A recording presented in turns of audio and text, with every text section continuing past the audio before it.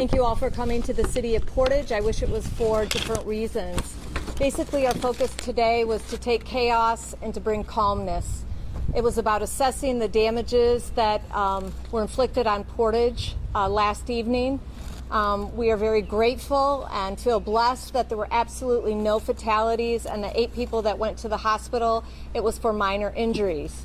We do have over 100 families that have been removed from their houses as we've gone door to door and found that the damage is so extensive that people can no longer live there. We are trying to address those needs, and we encourage anyone to call 211 to seek immediate housing.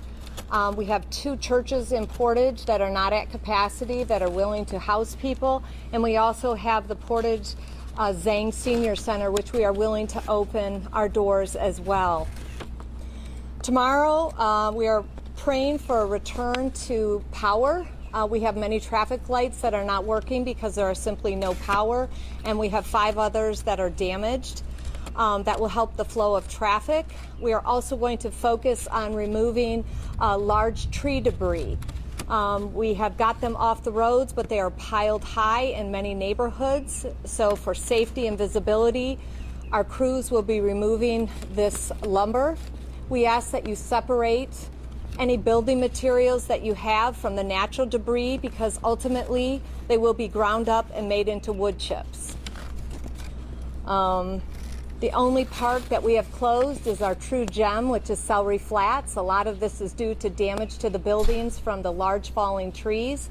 We will be working at that, as well as making sure all of our trails are open for the public to relax and to enjoy the nature as we proceed with our healing. We've had many people want to volunteer to help. We were very concerned today with any organized effort of volunteers because we did not know how many power lines were active and we didn't know how many gas leaks were out there. So immediately after this press conference, there will be a Facebook post and media post that will tell you how you and your organization might come to help the aid in a more organized way. We are grateful for the businesses that have supported our entire public safety with food and water for today and all of last night. We also have people that may have finances that they would like to contribute to this rebuilding effort. And the Kalamazoo Foundation has graciously offered to set up a fund dedicated solely for this purpose. And again, that will be posted on our Facebook immediately following this press conference. I would like to thank everyone who has reached out to myself and to the citizens of Portage from across the world. It means a tremendous amount. I would like to thank the Sheriff's Office in the county, as well as Kalamazoo City Police Force, MDOT, Vicksburg, and every single fire department in our county came to our aid last night, not really knowing if we were going to have fires that we would need assistance with, in addition to Van Buren County and Battle Creek, or Matawan and Van Buren, that's where I'm from, and Battle Creek. They also sent fire units. So we are grateful for the outpouring of support to our community and to our citizens. And again, we thank you for helping raise this issue in the eyes of the public. Thank you.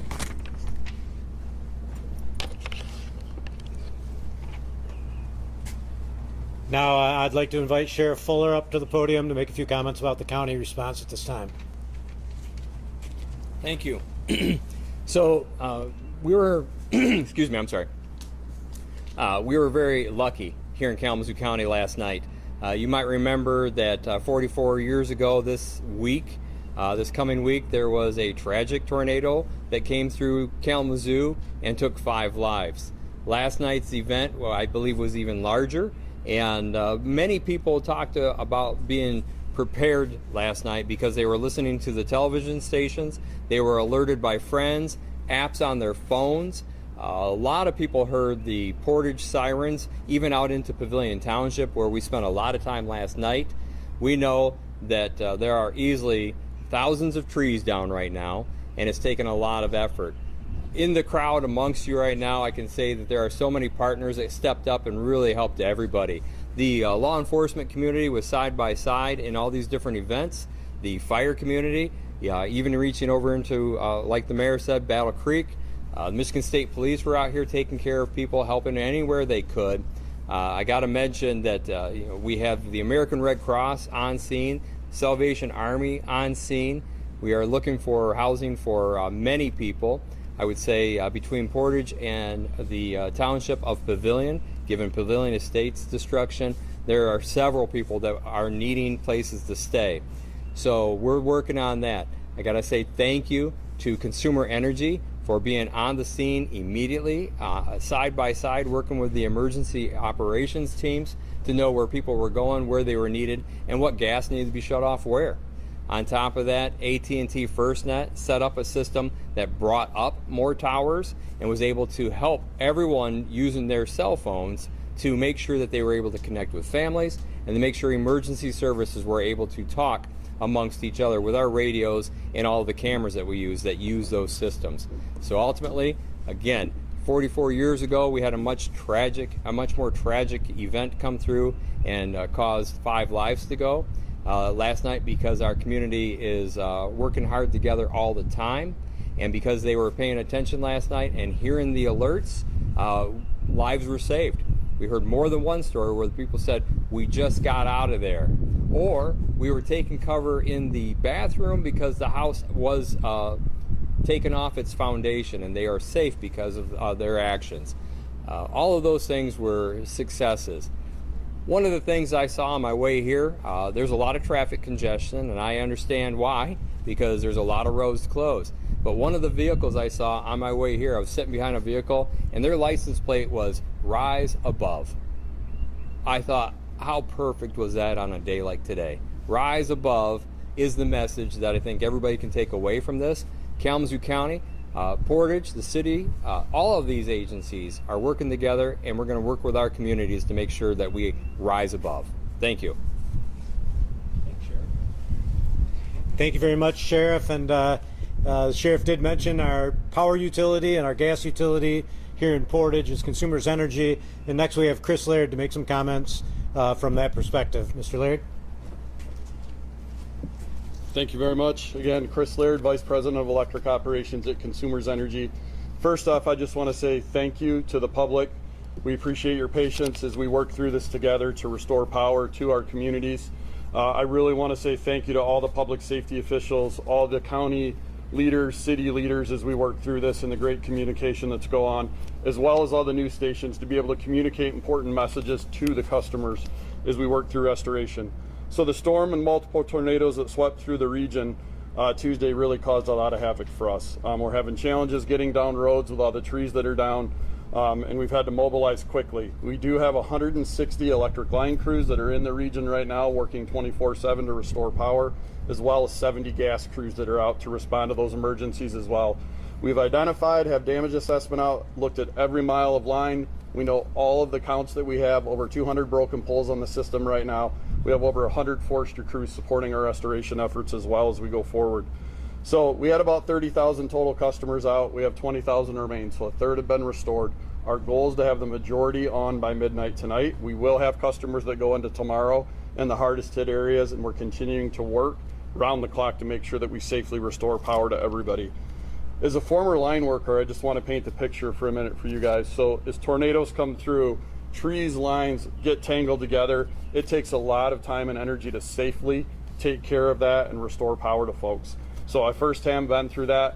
I also am a former firefighter, volunteer firefighter, so I have great appreciation for the work that the men and women and all the organizations across the counties do every day to support these efforts as we go forward. So again, we're going to work around the clock. We're going to attempt to get the majority of folks on tonight. We will have some that go into tomorrow. Thank you very much for your patience as we continue to go forward. It's an all hands on deck approach for us. All the men and women at Consumers Energy are working around the clock. And I want to say a couple other things. Safety is the top priority for us, for all the folks that are standing behind me, and for our communities. You can call and report things to 911. You can also call Consumers Energy at 1-800-477-5050 for electric or gas emergencies, and we will quickly get out and respond. Thank you again.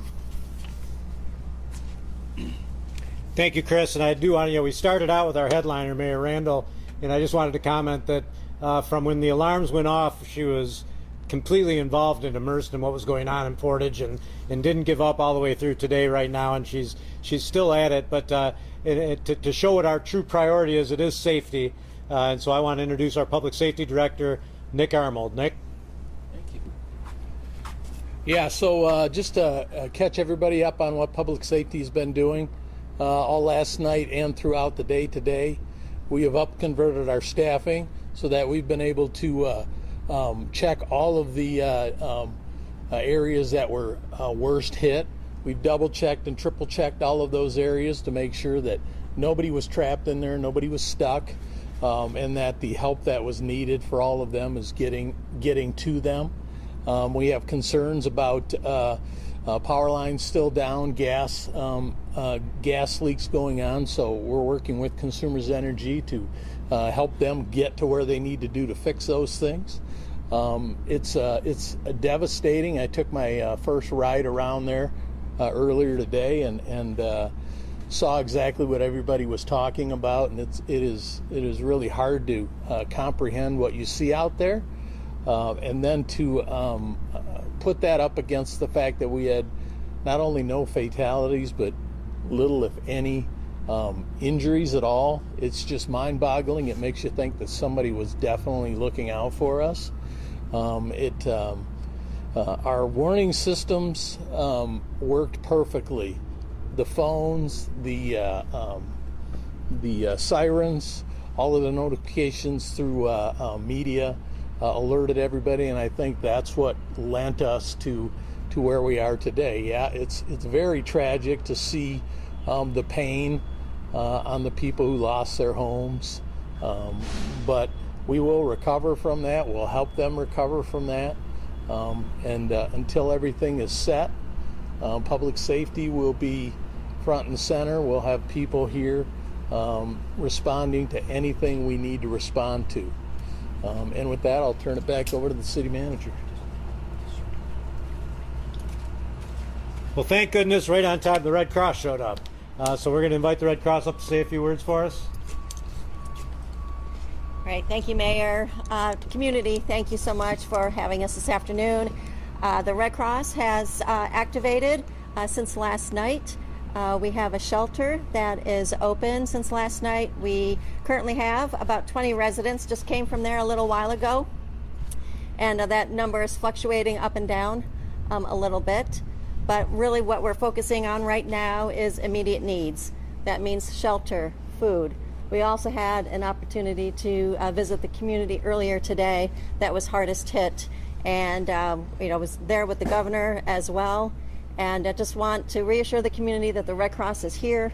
We're strong. We've established a disaster response operation, and we're here to support this community. I love this community. I'm a Bronco myself, and just here for whatever support is needed. Your name? Mary Lynn Foster. Mary Lynn Foster. Mary Lynn Foster, Regional CEO for the American Red Cross here in Michigan. Okay, great. Thank you.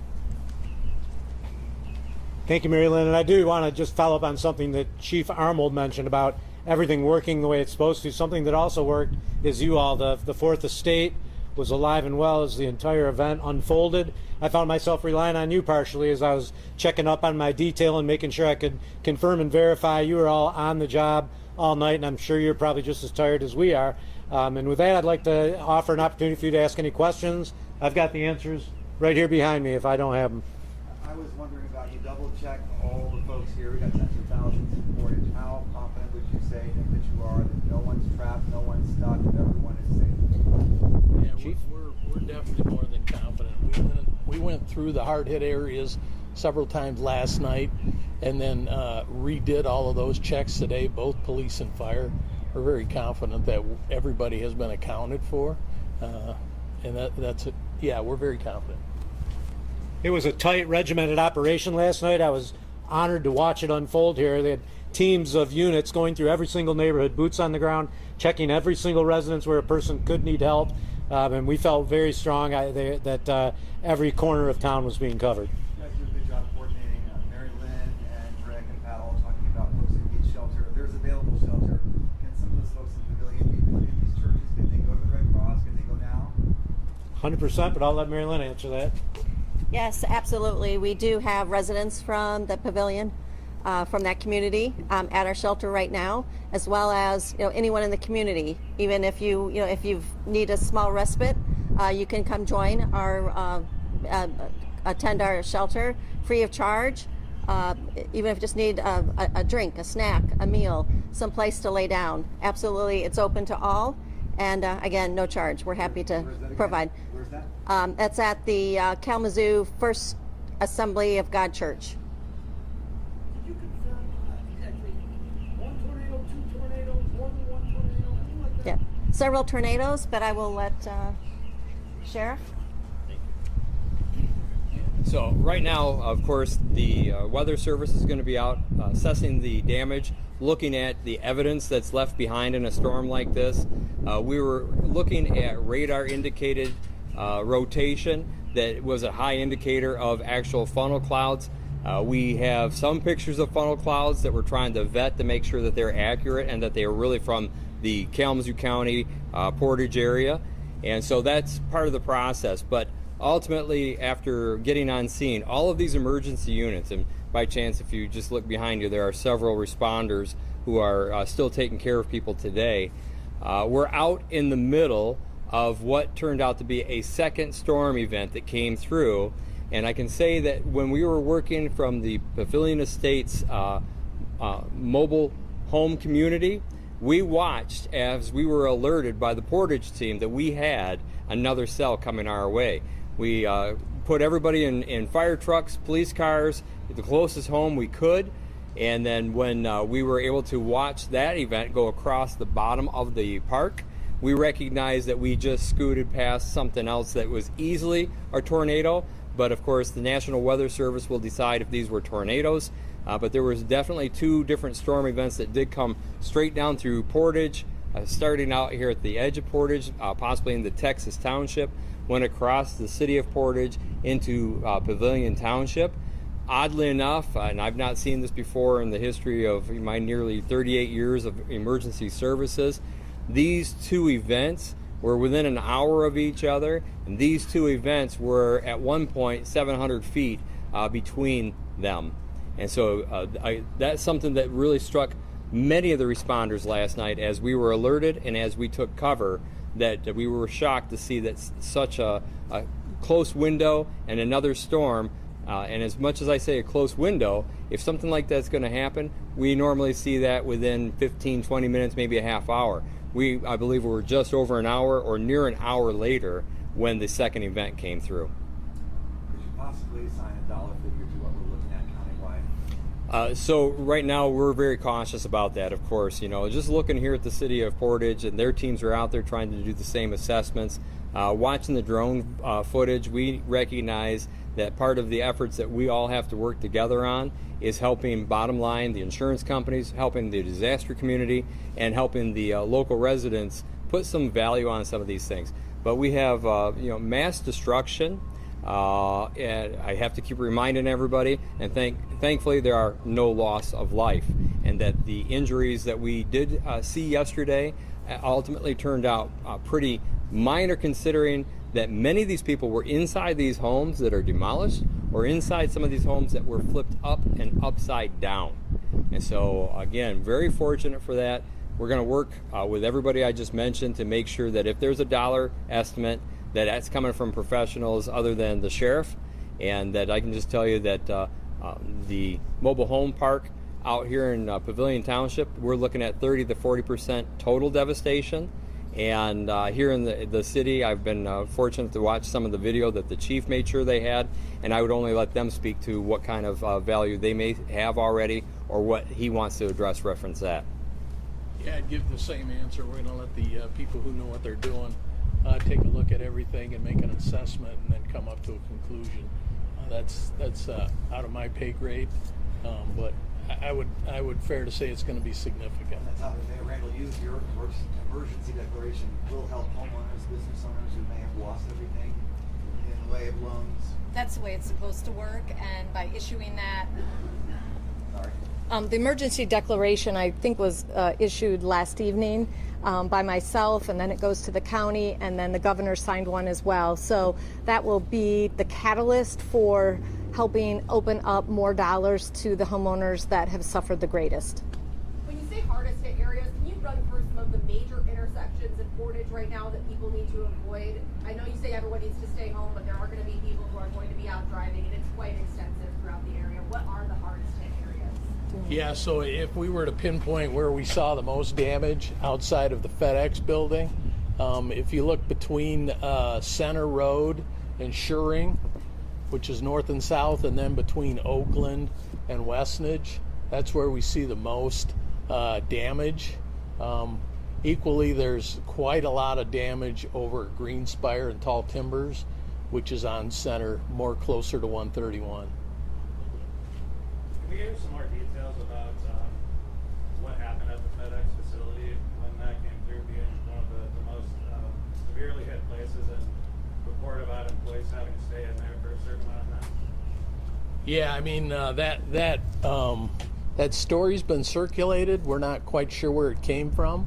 We responded to FedEx rather quickly after the storm went through, and when we arrived there, they had accounted for all of their employees except one who was a driver that they later located. So everybody was safe and out of the building.